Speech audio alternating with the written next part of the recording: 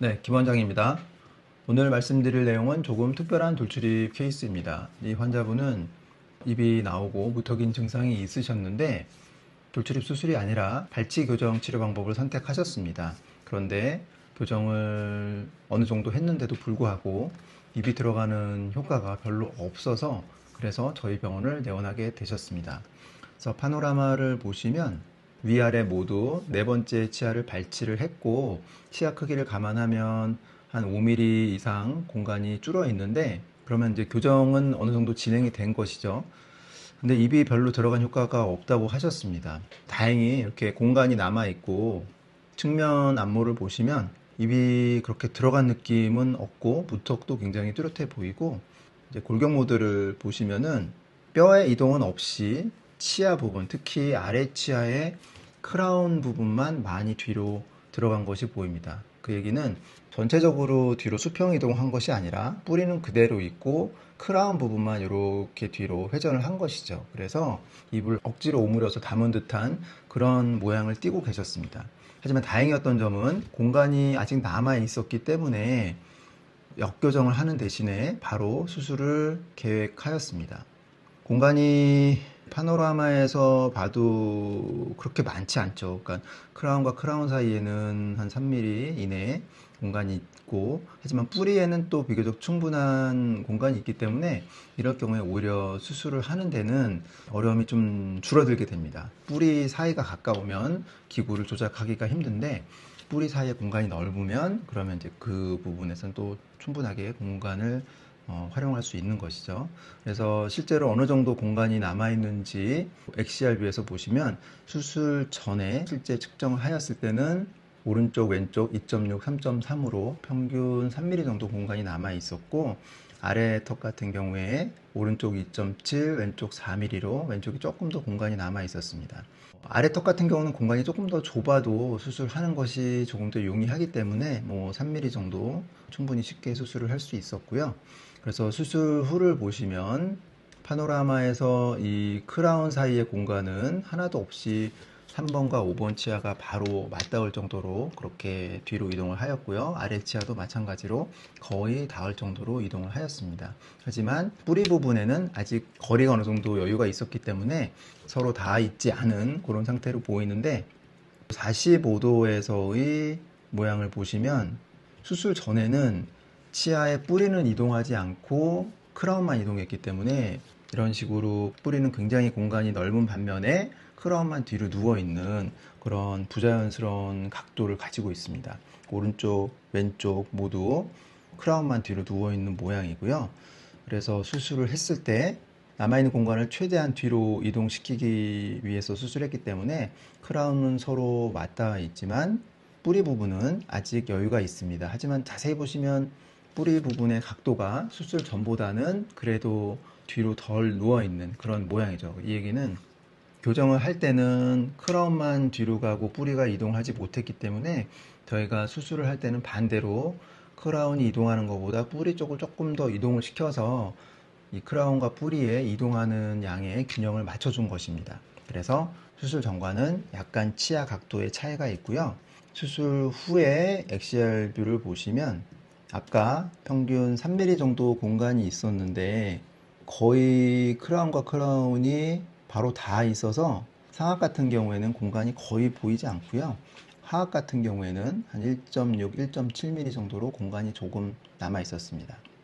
네, 이분이 수술 5개월 뒤에 오셨는데 이때 파노라마를 보시면 치아 사이의 절골 부위가 거의 메꿔진 것을 보실 수가 있고요.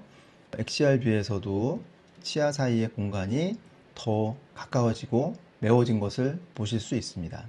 그리고 45도 각도에서 보셔도 아까보다 절골한 공간이 밀도가 좀 더 높아진 것이 보이고 치아의 각도도 아까보다 더 정상적인 각도에 가까워졌습니다.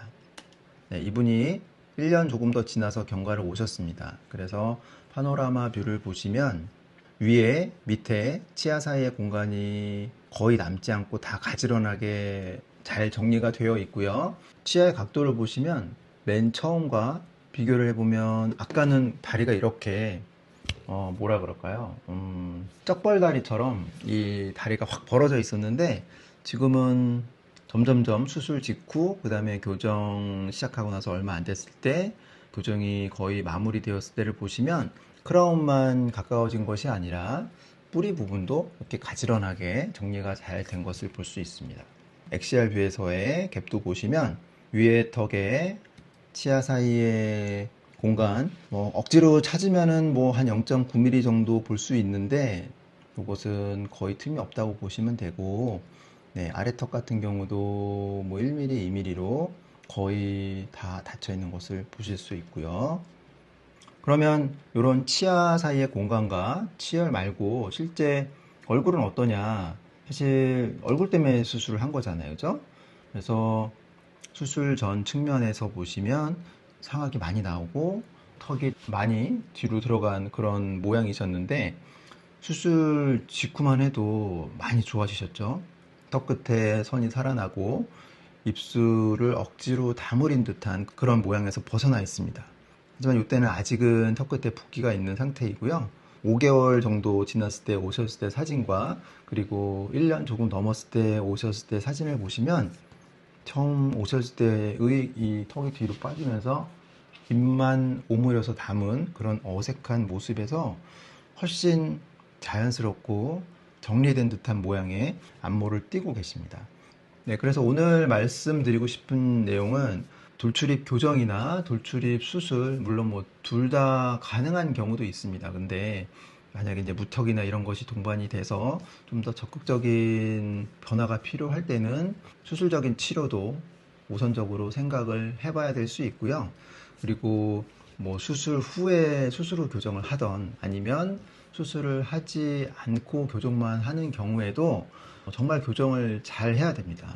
이 환자분이 수술하기 전에 오셨을 때 상태처럼 억지로 치아 공간을 닫는 데만 집중을 해서 치아의 이동이나 각도나 이런 것을 정확한 위치로 만들어주지 못한다면 안모의 개선이 되기는커녕 오히려 입을 억지로 다물인 듯한 그런 어색한 모양이 되고 치아 자체도 치료하기 전보다 훨씬 건강하지 않은 위치로 바뀌기 때문에 반드시 교정 전문, 교정을 정확하게 잘 하시는 선생님을 만나셔야 됩니다.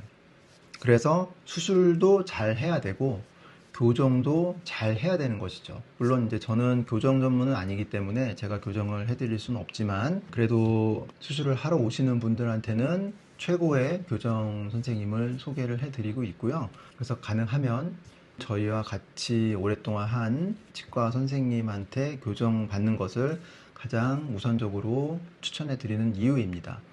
오늘 환자분은 교정 치료를 시작했지만 충분히 원하는 결과가 나오지 않으셨고 그래도 다행히 공간이 남아있는 상태여서 역교정을 하지 않고 바로 수술적인 치료를 시작할 수 있었습니다.